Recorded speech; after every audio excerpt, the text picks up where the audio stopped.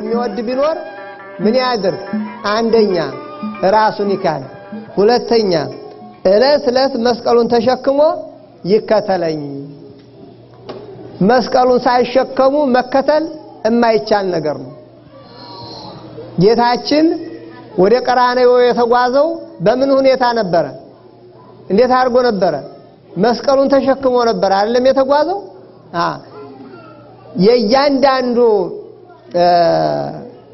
ክርስቲያን የጉዞ መጀመሪያው ቤተልሔም መድረሻው ቀራንዮ ነው። ልክ ጌታችን ቤተልሔም ተወልዶ በቀራንዮ እንዲያጠናቀቀው ሁሉ ተልእኮውን እያንዳንዱ ክርስቲያንም እንደ ቤተልሔም በሁለተኛ ልደት ከምንወለድባት ከዕለተ ጥምቀታችን አንስተን ፍጻሜያችን ወይም መድረሻችን ቀራንዮ ነው ማለት ነው። እስከዚያ ድረስ ግን ራሳችንን ክደን ዕለት ዕለት መስቀሉን ተሸክመን መከተል ይገባናል ማለት ነው። ይሄ መስቀል ደግሞ የጌታን መስቀል ማለት አይደለም፣ የኛን የራሳችንን መስቀል ነው የሚያመለክተው። የኛ የራሳችን መስቀል ምንድነው? ይሄ በእጃችን የምንይዘው በአንገታችን የምናጌጥበት መስቀል ማለት አይደለም። ልክ ጌታችን ስለኛ መከራ ተቀብሏል፣ ስለኛ ሙቷል። ስለዚህ ሞቱን በሚመስል ሞት መሞት፣ መከራውን በሚመስል መከራውን መሳተፍ ማለት ነው። እንደዚያ የሆነ እንደሆነ በክርስትና ሕይወታችን እያንዳንዳችን እንደየተሰጧችን ማለት ነው። መቼም በአባቶቻችን የነበረው መስቀል በእኛ ዘመን የለም፣ ለብቻው ነው። እድላችን ሆኖ በአሁኑ ሰዓት ያለው ለኛ የተሰጠው መስቀል ከድሮው መስቀል የተለየ ነው። ክብሩ ግን አንድ ነው። እነሱም ድርሻቸውን ነው፣ የኛም ድርሻችን ነው። የነሱ ጸጋቸው ያ ነው፣ የኛም ጸጋችን ይሄ ነው። የእስጢፋኖስ ጸጋው ድርሻው ውግረት ነው። ለኛ ግን በክርስትና ሕይወት በዚህ ዓለም ላይ ወልዶ ከብዶ ትዳር ይዞ ልጅ አሳድጎ መጽውቶ ቤተክርስቲያን አሰርቶ ስጋውን ደሙን ተቀብሎ ንስሐ ገብቶ መኖር ይሄ ነው የኛ ድርሻ። ከዚህ ያለፈ ስጦታ ከተሰጠንም እሱንም እንሸከመዋለን ማለት ነው። እና መስቀል የሚባለው በእያንዳንዱ ዕለት፣ በእያንዳንዱ ወር፣ በእያንዳንዱ ዓመት የሚያጋጥመንን ማናቸውንም የተሰጠንን ነገር በትዕግስት መቀበል፣ በምስጋና መቀበል ማለት ነው። እና ይሄ እንደሆነ ጌታችንን ዕለት ዕለት መስቀሉን ተሸክመን ተከትለነዋል፣ በመከራው መስለነዋል፣ በሞቱ መስለነዋል ማለት ነው። በሞቱ በመከራው የመሰሉት ናቸው በትንሳኤውም የሚመስሉት። ከሞቱ ጋራ የተባበሩት ክርስቲያኖች ናቸው ከትንሳኤውም ጋራ የሚተባበሩት ወይም የትንሳኤውን ክብር የሚያገኙት ማለት ነው። ካልጾሙ ምንድነው ፋሲካ የሚባል ነገር አለ። ስለዚህ መከራ ካልተቀበሉ በስተቀር የጌታችንን የትንሳኤውን ክብር ማግኘት አይቻልም። ስለዚህ ዕለት ዕለት መስቀሉን ተሸክሞ ራስን ክዶ መኖር ያስፈልጋል። ራስን መካድ ምን ማለት ነው? ስለ ክርስቶስ ማለት ነው። ስለ ክርስቶስ ካልሆነ ራስን መካድ ያ ቀቢጸ ተስፋ ነው የሚባለው፣ እንደ ይሁዳ ራስን የሚያጠፋ ነገር ነው። እሱ አይደለም። ስለ ክርስቶስ ብለን የምንታገሰው ነገር፣ የምንሰራው ነገር፣ የምንጋደለው ገርል፣ የምንሰራው ትሩፋት ሁሉ እሱ ነው ዕለት ዕለት የምንሸከመው መስቀል የሚባለው ይሄ ነው። እና ስለዚህ ዕለት ዕለት ማንም ሰው ሊከተለኝ በኋላ ሊመጣ የሚወድ ከፊት እኔን እየተከተለ ከሆነ አሁን ወደ ጌታ ስንመለከት ጌታን ምን እያደረገ ነው የምናየው? ስለኛ ከባዱን መስቀል ተሸክሞ ነው እየሄደ የምናየው። ስለዚህ እኛም እንደ አቅማችን እንደ ጌታም እንኳን ባይሆን መስቀሉን ተሸክመን ከኋላ መከተል ያስፈልጋል ማለት ነው። አንዳንድ ጊዜ መስቀሉን በምንሸከም ጊዜ በቤተሰብ ምክንያት በነገስታት በመኳንንት ባላውያን ነገስታት መኳንንት ምክንያት በሌላም በኑሮ ምክንያት ባለቆሽ ምክንያት በትዳር ምክንያት የምንፈተንበት ነገር ይኖራል። ያንን ሁሉ በትዕግስት መሸከም በትዕግስት ማለፍ ያስፈልጋል ማለት ነው። እንደዚህ ይሰማችሁ ይሆን ምእመናን? የመስቀሉ ትርጉም እንዴት ነው የሚሰማችሁ? በእለት በእለት ኖሯችሁ እንዴት ነው ትርጉሙ በውስጣችሁ እንዴት ነው የሚተረጎመው? ክርስትናችሁ እንዴት ነው? ክርስትናችን እንዴት ነው? እንዴት አድርገን ነው ራሳችንን ክደን መስቀሉን ተሸክመን የምንከተለው? እንዴት ነው የምንመስለው? በሞቱ የምንመስለው በመከራው የምንመስለው እንዴት ነው? ይተረጎምላችኋል ይሄ ነገር? በልቡናችሁ ትርጉሙ ግልጽ ነው? እንደዚህ ልታዩት ይገባል ማለት ነው። አሁን ይሄ ነው ማለት አንችልም። መጠቆም ነው ማመልከት ነው የምንችለው እኛ። ትርጉሙ ግን እናንተ እየለቱ በህይወታችሁ ሲደርስ ያኔ ነው በቀጥታ የሚተረጎምላችሁ። አስቀድሞ ምንም አይታወቅም። አስቀድሞ ዝግጅት እንጂ ትርጓሜው ድርሱ ነገር አይታወቅም። አስቀድመን ግን መዘጋጀት ማወቅ ይገባናል ማለት ነው። በደረሰ ጊዜ በትዕግስት ለመሸከም ያንን ነገር መስቀሉን ለመሸከም ራስን ለመካድ የሚያስችለን አስቀድመን ስንዘጋጅ ነው። ራስን መካድ ዝግጅትን ያመለክታል። መስቀሉን ተሸክሞ መከተል ደግሞ ተግባሩን ያመለክታል ማለት ነው። እና እንዲህ አድርገን ልንመለከተው ይገባል። የመስቀል ትርጉም ከባድ ነው በርግጥ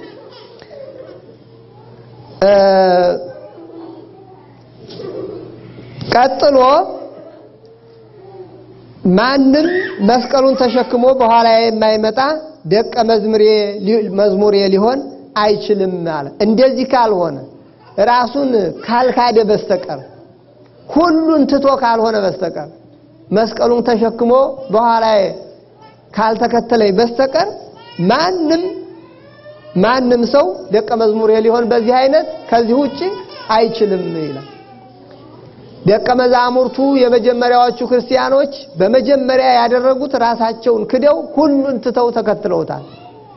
እና ጌታ ከሞተ በኋላ ደግሞ የቤተ ክርስቲያንን ኃላፊነት ተሸክመው ከተሸከሙባት ኃላፊነቱን ከተቀበሉበት እያንስቶ እያንዳንዳቸው ቀራንዮ እስከሚደርሱ ድረስ በዚህ ሁኔታ ጌታን አክብረውት ጌታን አምልከውት አገልግለውት ሙተዋል ማለት ነው። እና እያንዳንዳችንም እንዲህ ልንሆን ያስፈልጋል። ክፉ ነገርን ያረቅላችሁ ከመጣ ግን በዚህ ሁኔታ ነው መስቀሉን የምንሸከመው ማለት ነው። በዚህ ዓለም ከክርስቶስ ውጭ በሆነ መንገድ መከራን መቀበል መከራው ከወደቀ ያን ነገር መቼም መቀበል ግዴታ ነው። ግን ዋጋ የለውም። ዋጋ ያሰጠው መስቀል ነው። ከባድ ነው፣ መከራ ነው፣ ግን ዋጋ የለውም። ዋጋ ያለው እያንዳንዳችን ስለ ክርስቶስ ብለን አምነን የምንሰራው ነገር ከገንዘባችን ከፍለን የምናደርገው በጉልበታችን የምናደርገው በእውቀታችን የምናደርገው ነገር እሱ ነው መስቀል የሚባለው። እሱ ክብር አለው፣ እሱ ዋጋ አለው፣ እሱ ጌታን ያስመስለናል፣ እስከ ቀራንዮ ለመጓዝ ያስችለናል ማለት ነው። ይሄ ነው መስቀል የሚባለው። እንግዲህ እለት እለት መስቀልን ተሸክሞ መከተል ማለት ምን ማለት እንደሆነ በዚህ ይህን ያህል ከገለጽኩኝ የመስቀል ምልክት የሚለውን አራተኛ ነጥብ እንመልከት። መስቀል ትርጉም ስላለው ትርጉሙ ሰፊ ጥልቅ ስለሆነ ትርጉሙም ደግሞ ስለ ሰው ልጆች የተደረገ ነገር ስለሆነ ስለዚህ የመስቀል ምልክትነት ዓለም አቀፍ ምልክት ዓለም አቀፍ የክርስትናው ምልክት ነው። ዓለም አቀፍ የሆነ የቤተ ክርስቲያን ምልክት ነው። ምልክት የሆነበት ምክንያት አለው። የመስቀልን ዋና ዋና ነጥቦች ለማመልከት ሲባል የማይረሳው የጌታችን የመስቀሉ ውለታ የማይረሱትን ዋና ዋና ነጥቦች ለማመልከት የመስቀል ምልክት ዓለም አቀፍ ምልክት ሆኖ ከድሮ ዘመን ጀምሮ ከመጀመሪያዊቱ ቤተ ክርስቲያን ጀምሮ እስካሁን ድረስ ቀጥሏል፣ ወደፊትም ይቀጥላል ማለት ነው። መስቀል ቅድመ ልደተ ክርስቶስ የምን ምልክት ነበረ? በመጀመሪያ የውርደት ምልክት ነበረ፣ የርግማን ምልክት ነበረ፣ የጥል ምልክት ነበረ፣ የባርነት ምልክት ነበረ። ከክርስቶስ ጌታችን በመስቀል ተሰቅሎ ከሞተ በኋላ ግን ያ የድሮው ምልክትነቱ ቀርቶ አሁን ልዩ ምልክት ነው ያለው። እሱን እናገራለሁ። በመጀመሪያ የውርደት ምልክት ነበር ብያችኋለሁ። ዛሬ ግን የምን ምልክት ነው? የክብር ምልክት ነው። ምክንያት ስለከበርንበት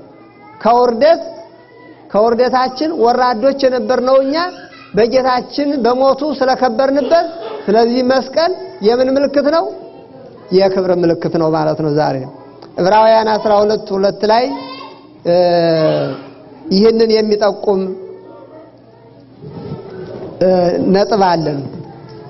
12:2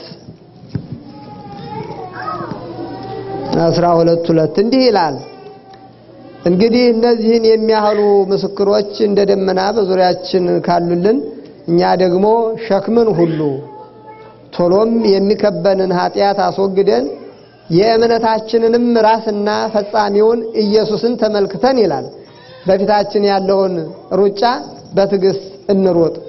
እርሱ ነውርን ንቆ፣ አያችሁ ነውር ማለት ውርደት ነው አይደለም?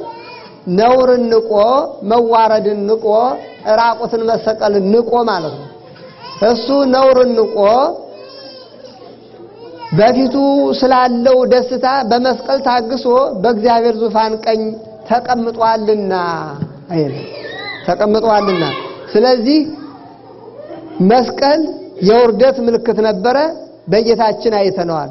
ይኸው ተመልከቱ፣ የእግዚአብሔር ልጅ ኢየሱስ ራቁቱን ሲሰቀል ይሄ የውርደት ምልክት ነው ማለት ነው። ለኛ ግን ምን ሆኖናል? የክብር ምልክት ሆኖናል። እንዲህ ተዋርዶ ነውና እኛን ያከበረን። ቀጥሎ የእርግማን ምልክት ነበረ፣ ዛሬ ግን ምን ሆነ? የበረከት ምልክት ነው ይላል።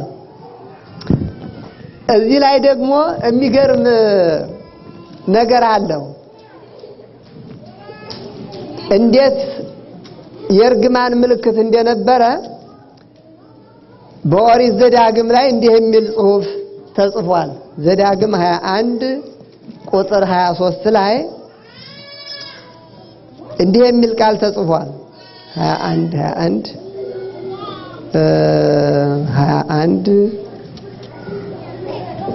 23 ከቁጥር 22 ላንሳው። ቁጥር 22 ማንም ሰው ይላል ለሞት የሚያበቃውን ኃጢአት ቢሰራ እንዲሞትም ቢፈረድበት በእንጨትም ላይ ብትሰቅለው በእንጨት ላይ የተሰቀለ በእግዚአብሔር ዘንድ የተረገመ ነውና ሬሳው በእንጨት ላይ አይደር። ነገር ግን አምላክህ እግዚአብሔር ርስት አድርጎ የሰጠህን ምድር እንዳታረክስ በእርግጥ በዚያው ቀን ቅበረው ይላል። በእንጨት ላይ የተሰቀለ የተረገመ ነውና ምድሪቱን እንዳታረክሳን ያን የተረገመ ሰው ወዲያው በዚያው ዕለት አውርደህ ቅበረው የሚል ታሪክ ተጽፏል። በሐዲስ ኪዳን ደግሞ እንዲህ የሚል ተጽፏል። ቅዱስ ጳውሎስ ይህንኑ ቃል ጠቅሶ ማለት ነው። ይህንኑ ቃል ጠቅሶ ገላትያ ላይ እንዲህ ብሏል። ቁጥር 13 እና 14 በእንጨት የሚሰቀል ሁሉ የተረገመ ነው ተብሎ ተጽፏልና፣ አሁን ያነበብኩትን ጠቅሶ ማለት ነው። በእንጨት የሚሰቀል ሁሉ የተረገመ ነው ተብሎ ተጽፏልና ክርስቶስ ስለኛ እርግማን ሆኖ ከሕግ እርግማን ዋጀን። ይሄ ቅድም ያነበብኩላችሁ በሕጉ መጽሐፍ ነው አይደለም የተጻፈው? ስለዚህ ስለኛ እርግማን እሱ ተሰቅሎ እሱ ቡሩክ ሲሆን ርጉም ሆኖ እንደ ርጉማን ሰዎች እንደ ወንጀለኞች ሰዎች በእንጨት ላይ ተሰቅሎ እኛን ምን አደረገን? ከሕግ እርግማን ዋጀን፣ እኛን ቡሩካን አደረገን። የርጉም ተቃራኒ ምንድነው? የርግማን ተቃራኒ ምንድነው? ምርቃን ነው አይደለም? ምርቃን ምን ማለት ነው? እግዚአብሔር ይባርክ ማለት ነው አይደል? ምርቃን ቡሩክ መባል ነው። ስለዚህ ከሕግ እርግማን ዋጀን። ስለዚህ መስቀል የእርግማን ምልክት ነበረ። ጌታችን ስለኛ በእንጨት ላይ ከተሰቀለ ወዲህ ግን ምን ሆኗል? የምን ምልክት አደረግነው? የበረከት ምልክት አደረግነው ማለት ነው። ስለዚህ ነው ዓለም አቀፍ ምልክት የሆነው። ሌላው የጥል ምልክት ነበር፣ ዛሬ ግን የሰላም ምልክት ነው። የጥል ምልክት መስቀል የጥል ምልክት ነው። ያንን ሰው ስለተጣሉት ኃጢአተኛ ነህ ብለው ነው አይደለም የሰቀሉት? የጥል ምልክት ነው። የጥል ምልክት ነበረ። በታሪክም በድሮ ዘመን እንደነገ የሚሰቅሉትን ሰው ወይም ደግሞ ፈጽሞ የተጣሉትን ይሙት በቃ የሚፈርዱበትን ሰው አስቀድመው ከቤቱ እሳት ያነዳሉ ይላል። እሳት ያነዳሉ። ከዚያ በኋላ ያንን ሰው በእንጨት ላይ ይሰቅሉታል እና የጥል ምልክት ነበረ። ዛሬ ግን ጌታችን በመስቀል ተሰቅሎ ከአባቱ ከባህሪ አባቱ ጋር ስላስታረቀን መስቀል የምን ምልክት ሆኗል? አሁን የሰላም ምልክት ሆኗል። እዚህ ከጉልላቱ ላይ የምታዩት መስቀል ዝም ብሎ አይደለም፣ ሰላምን የሚሰብክ በረከትን የሚሰብክ ክብርን የሚሰብክ ነው ማለት ነው። ክብራችንን የሚሰብክ በረከታችንን የሚሰብክ ሰላማችንን የሚሰብክ ነው። ኤው በዚህ ላይ ተሰቅሎ ነው ቤተክርስቲያን ከፍ አድርጋ ምልክቷን ኤው እናንተ ወደዚህ ተመልከቱ፣ በዚህ ላይ ተሰቅሎ ነው እናንተን ርጉሞቹን ቡሩካን ያደረጋችሁ፣ ወራዶቹን ክብር የሰጣችሁ፣ ከፍ ያደረጋችሁ፣ ጥል የነበረባችሁን ከእግዚአብሔር ጋር ተጣልታችሁ የነበራችሁትን ያስታረቃችሁ፣ ሰላምን ያገኛችሁት እዚህ ላይ ተሰቅሎ ነው ማለቷ ነው፣ ማወጇ ነው። ሌላው የባርነት ምልክት ነበር፣ ዛሬ ግን የምን ምልክት ሆኗል? የነጻነት ምልክት ሆኗል ማለት ነው። ባርነታችን የቀረልን ጌታችን በመስቀል ከተሰቀለ ወዲህ ነው። ስለዚህ መስቀል የውርደት ምልክት ነበር፣ ዛሬ ግን የክብር ምልክት ሆኗል። የእርግማን ምልክት ነበር፣ ዛሬ ግን የበረከት ምልክት ሆኗል። የጥል ምልክት ነበር፣ ዛሬ ግን የሰላም ምልክት ሆኗል። የባርነት ምልክት ነበር፣ ዛሬ ግን የነጻነት ምልክት ሆኗል። የበረከት ምልክት ስለሆነ ምን እንባልበታለን? እንባረክበታለን። የክብር ምልክት ስለሆነ እንከብርበታለን። የሰላም ምልክት ስለሆነ እንሳለመዋለን። የነጻነት ምልክት ስለሆነ እንመካበታለን ይላል እና ጠቅላላ በመስቀል ላይ የተደረገው ለኛ ሲል ጌታችን ያደረገውን ነገር በሙሉ የሚያመለክትልን ስለሆነ የመስቀልን ምልክት እናደርጋለን ይላል። ከዚህ ቀጥሎ አለፍ አድርጌ ዝም ብዬ ላስታውሳችሁና ትምህርቴን እደመድማለሁ። ሰባቱ ቃላተ መስቀሉ ለኢየሱስ ወይም የመስቀሉ ቃል ባጭሩ ማለት እንችላለን። የመስቀሉ ቃል ማለት ጠቅላላ የመስቀሉ ታሪክ መሆኑ ቢሆንም ቅሉ ባጭሩ ግን በመስቀል ላይ ተሰቅሎ ሳለ የተናገራቸው 7 ቃሎች አሉ። እነዚያን የሚያመለክት ነው። በመጀመሪያ ጌታችን በመስቀል ላይ ራቁቱን ተሰቅሎ ሳለ የተናገረው እንዲህ የሚል ነበረ፣ አባት ሆይ የሚያደርጉትን አያውቁምና ይቅር በላቸው ብሎ ተናግሯል። ምክንያቱም ይሰዱት ነበረ፣ ምራቃቸውን ይተፉበት ነበረ፣ ይገዳደሩት ነበረ፣ ብዙ ነገር ያደርጉ ነበረ እና በአሁኑ ሰዓት እንዲህ አይነቱ ነገር ምንድነው የሚባለው? ኢሰብአዊ ድርጊት ነው አይደል የሚባለው? ኢሰብአዊ ድርጊት ሰው ሊያደርገው የማይገባ የአራዊት ስራ፣ ፍጹም የአራዊት ስራ ያደርጉ ስለነበረ ነገር ግን ጌታችን ስለ ሰው ስለሆነ ያን መከራ የሚቀበለው አባት ሆይ የሚያደርጉትን አያውቁምና ይቅር በላቸው ብሎ ተናገረ። ሌላው ደግሞ አንቺ ሴት እነሆ ልጅሽ የሚለው ነው። በመስቀሉ አጠገብ ቅድም እንዲያነበብኩላችሁ በመስቀሉ አጠገብ እናቱ የእናቱ እህት የቀለዮጳ ሚስት ማርያም መግደላዊትም ማርያም ቆመው ነበረ ይላል። ቆመው ሳለ ጌታችን አያቸውና እናቱን እንዲህ አላት፣ አንቺ ሴት እነሆ ልጅሽ። እናቱንና ደግሞ የሚወደው ደቀ መዝሙርም አብረው ከመስቀሉ አጠገብ ቆመው ነበረ። የሚወደው ደቀ መዝሙር ማን እንደሆነ ታውቃላችሁ? ምእመናን ማን ነው የሚወደው ደቀ መዝሙር? ዮሐንስ መጥምቅ ነው ዮሐንስ ወንጌላዊ ዮሐንስ ፍቁረ እግዚ ዮሐንስ ሐዋርያ ዮሐንስ ወልደ ነጎድጓድ ዮሐንስ ወልደ ዘብዴዎስ ያንድ ሰው ቅጥል ነው ይሄ ሁሉ ዮሐንስ ወልደ ዘብዴዎስ የዘብዴው አባቱ ዘብዴዎስ ስለሆነ ነው ዮሐንስ ወልደ ነጎድጓድ የምስጢር ሰው ስለሆነ የጻፈው ወንጌል ከሌሎቹ የተለየ ምስጢረ መለኮትን የሚያብራራ ስለሆነ ነው ፍቁረ እግዚ የሚባለው ጌታችን ይወደው ስለነበረ ነው ዮሐንስ ሐዋርያ የሚባለው ከ12 ሐዋርያት አንዱ ስለሆነ ነው ዮሐንስ ወንጌላዊ የሚባለው ከአራቱ ወንጌል አንዱ እሱ የጻፈው ወንጌል ስለሆነ ወንጌልን ስለጻፈ ነው እና ይህንን ጌታችን የሚወደውን ደቀ መዝሙርና እናቱን በመስቀሉ አጠገብ ቆመው አያቸው ስለዚህ እናቱን ጠራና ምን አላት አንቺ ሆይ አንቺ ሴት እነሆ ልጅሽ አላት እዚያ ስታለቅስ መስቀሉን ታቀፋ አንቺ ሴት እነሆ ልጅሽ አላት ወደ ደቀ መዝሙሩም ዞር ብሎ ደግሞ አንተ እነሆ እናትህ አለው ስለዚህ እነሆ ልጅሽ ማለት ጠቅላላ በዮሐንስ ሁላችን ለእመቤታችን ተሰጥተናል የእመቤታችን የቃል ኪዳን ልጆች ነን የሚባለው በዚህ ምክንያት ነው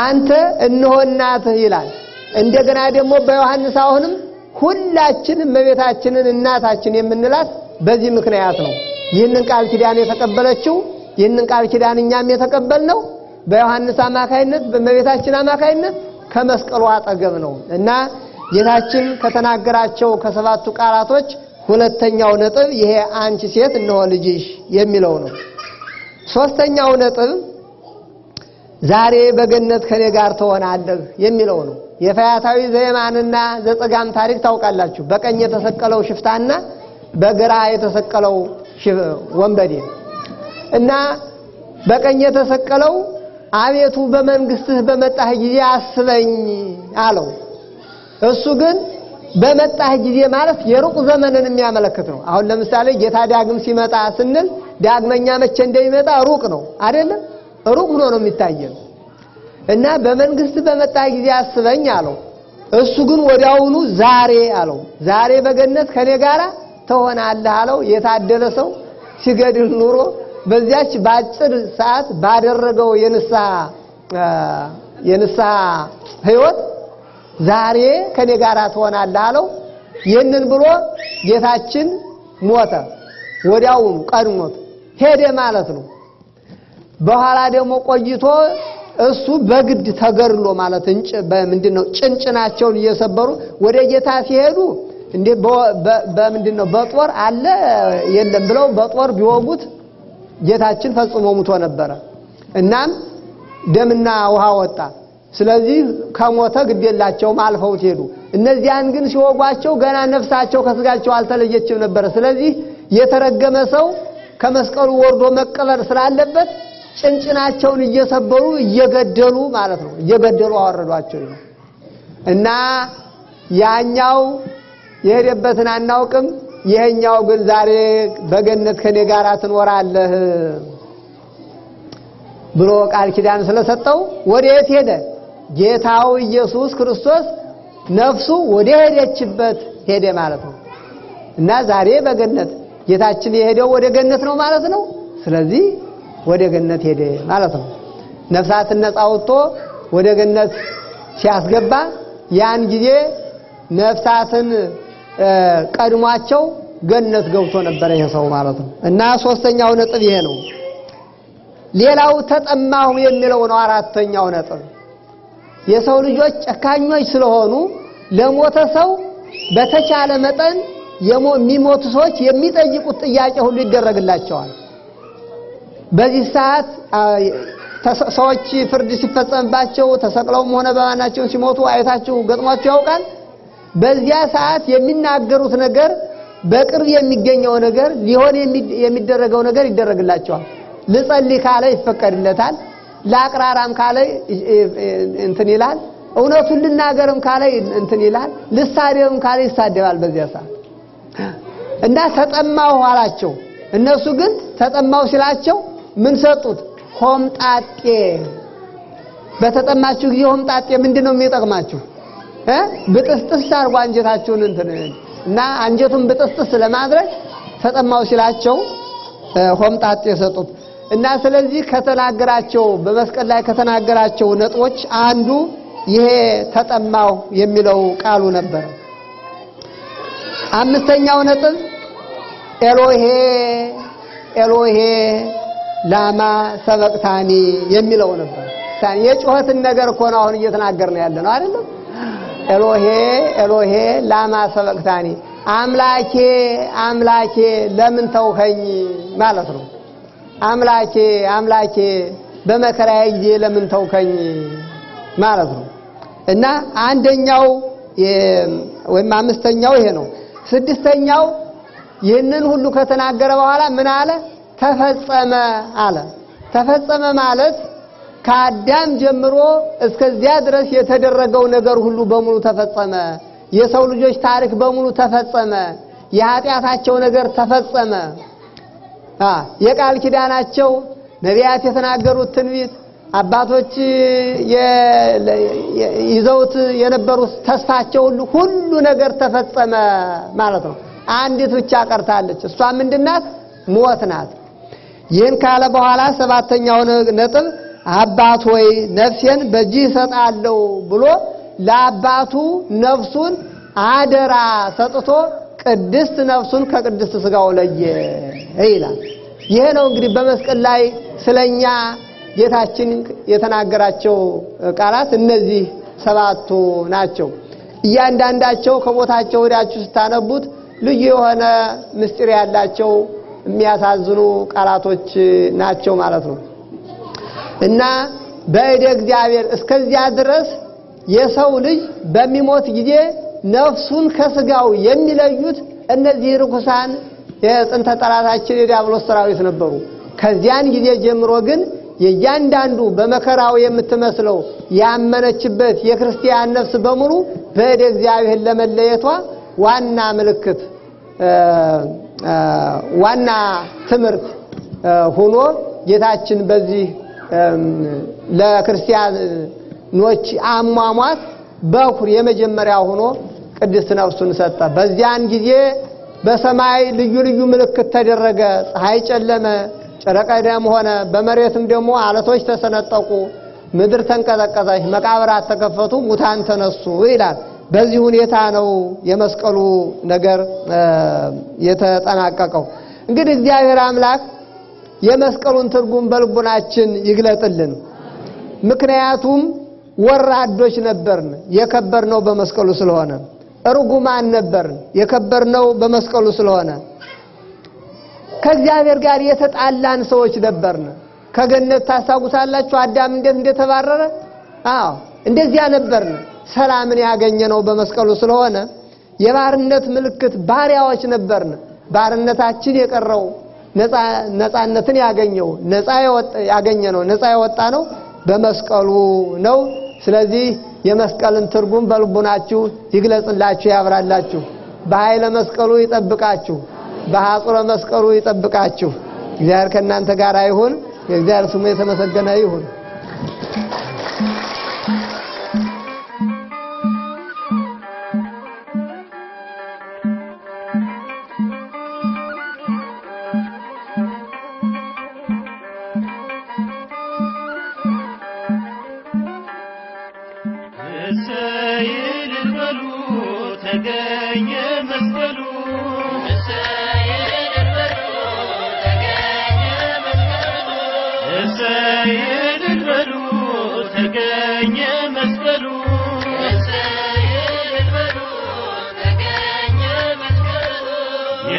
ግድግዳ የፈረሰበት ሰው ከእግዚአብሔር ጋር የታረቀበት የእግዚአብሔር ልጅ የነገሰበት የሞት አበጋዝ የወደቀበት እሰይ እልል በሉ